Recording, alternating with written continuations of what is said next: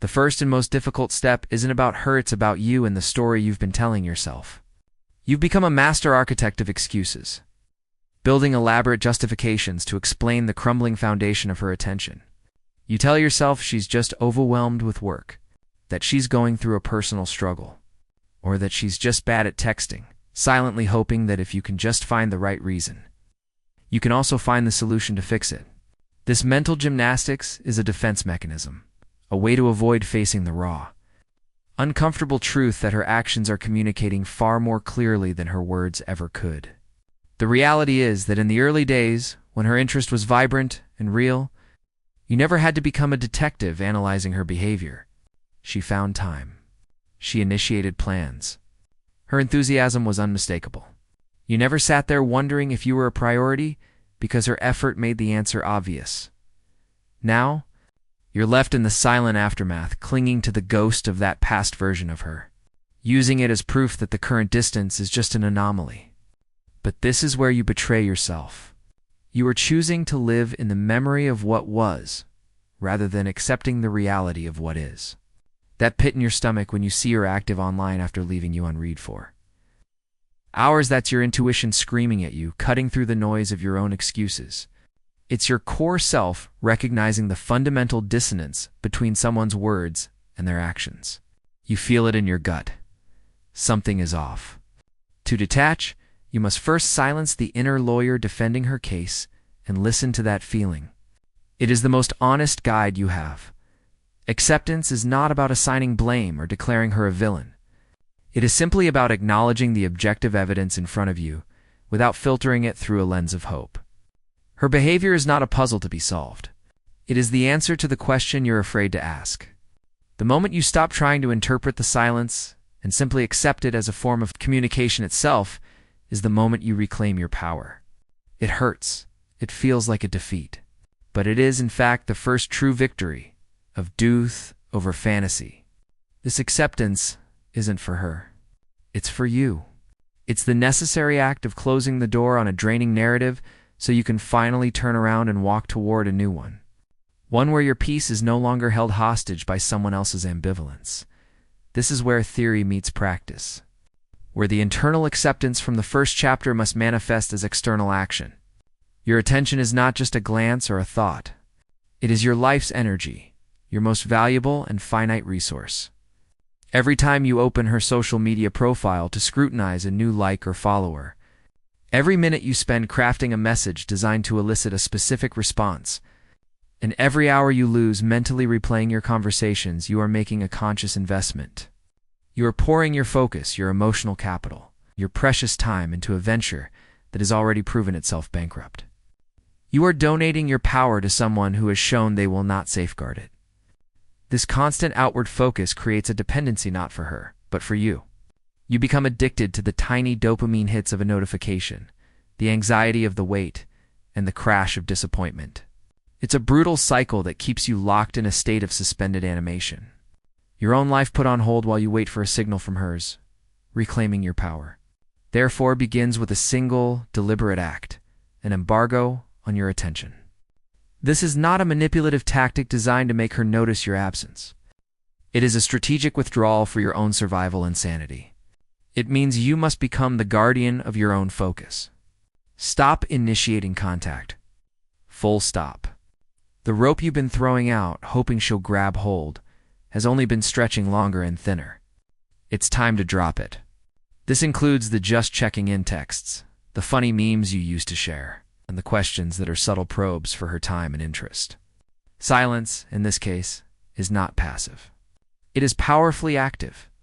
It is the space you create for yourself to breathe. Furthermore, you must sever the digital leash.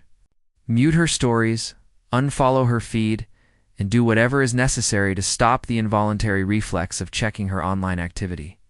This isn't about immaturity. It's about removing the constant source of the poison. Watching her live her life, seemingly unbothered by your absence, is a form of self-torture that fuels the narrative of your own inadequacy. You are ripping away the evidence you used to hurt yourself. This withdrawal will feel unnatural at first. The silence will feel loud. You will feel the urge to break it, a phantom limb, itching to send a message. This is the withdrawal period. Sit with it.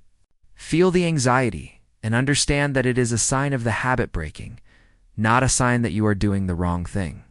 By withholding your attention, you accomplish two critical things. First, you stop feeding the cycle that keeps you emotionally entangled and in pain. Second, you declare to your own subconscious that your energy has value and will no longer be given away freely. You are not being asked to stop caring overnight. You are being asked to act as if you respect yourself until that feeling becomes genuine. The action precedes the feeling. By guarding your attention, you are not taking power from her. You are rediscovering the power that was always yours and choosing, finally, to keep it. Withdrawal by itself is only half the battle. You have successfully created a vacuum by pulling your attention and energy away from her. But nature abhors a vacuum, and if you do not consciously and deliberately fill that void with something new and constructive, the old patterns of obsession and anxiety will rush back in to fill the silence. This is the critical point where many falter. They white-knuckle their way through not contacting her. But they leave their mind as an empty room where her memory can comfortably reside, rent-free. The true work of detachment, therefore, is not just about stopping one action, but about starting another. It is an active process of replacement, of redirecting the immense river of your focus that was flowing outward and forcing it to flow inward, nourishing your own landscape. This is where you transition from a state of lack to a state of construction. All that mental energy once spent decoding her texts, the emotional bandwidth consumed by waiting, and the time lost to scrolling and worrying, this is not wasted energy. It is simply misallocated capital. Now you must reinvest it. The goal is to become so actively engaged in building a better, more compelling version of your own life that her presence or absence becomes a distant concern, a peripheral noise drowned out by the sounds of your own progress. This is not about moving on. It is about moving forward, and the momentum you generate will make the past seem smaller and smaller in your rearview mirror. The gym is a powerful starting point because it offers a tangible, physical metaphor for internal growth, the burn in your muscles, the sweat on your brow. The measurable increase in weight or reps, these are all concrete proofs of your effort paying off. You are quite literally reshaping your vessel, and in doing so, you rebuild the connection between your body and your willpower. This physical recalibration has a profound effect on your mental state, rebuilding confidence from the ground up. But the work cannot stop there. Re-engage with the ambitions you may have set aside. Pour yourself into your career. Launch that side project. Or finally dedicate yourself to mastering a skill. This professional or creative development provides a sense of purpose and self-efficacy that no external validation can match. Furthermore, you must reconnect with your own identity, which likely became entangled with hers. What did you enjoy before this relationship? Who were you? Rekindle those old hobbies. Reach out to the friends you may have neglected. And seek out new experiences that challenge you and expand your world. The objective is to build a life so rich and full that your value becomes self-evident to you. You begin to derive your sense of worth from your own accomplishments, your own discipline, and your own joy, not from the fleeting attention of another person. This process of active investment in yourself is the alchemy that transforms pain into power. The energy you once begged her to acknowledge is now being used to build a kingdom she never gets to see. You stop wondering if you are enough for her and start knowing, without a doubt, that you are enough for yourself. Just as you begin to find your footing, as the fog of obsession starts to lift and the rhythms of your new life become more familiar, the test will arrive. It often comes in a form designed to bypass your defenses. A casual, out-of-aisle blue text, "Hey, how have you been?" A nostalgic "I was just thinking about us." A like on a months-old photo. Or even a late-night miss you message that feels intimate but demands nothing. This is not the moment of victory you might have secretly hoped for. It is not a sign that your withdrawal has magically worked, and she has finally seen the error of her ways. This is the most critical test of your resolve. And it is imperative you recognize it for what it truly is. A strategic probe. A breadcrumb designed to see if you are still in the trap. This phenomenon is known as breadcrumbing. It is the act of doling out small, non-committal morsels of attention to keep someone interested and available, without any intention of providing a real meal of commitment or emotional availability. The person breadcrumbing is not acting out of a genuine change of heart or a sudden surge of affection. They are often motivated by a complex mix of ego, loneliness, and a desire to maintain a sense of control. They can sense your energy shifting away through your silence, your social media absence, or word of mouth, and this shift creates a dissonance for them. You are no longer providing the validation and attention they were accustomed to receiving. And this subtle withdrawal on your part registers on their radar as a loss of control. The breadcrumb is a low investment.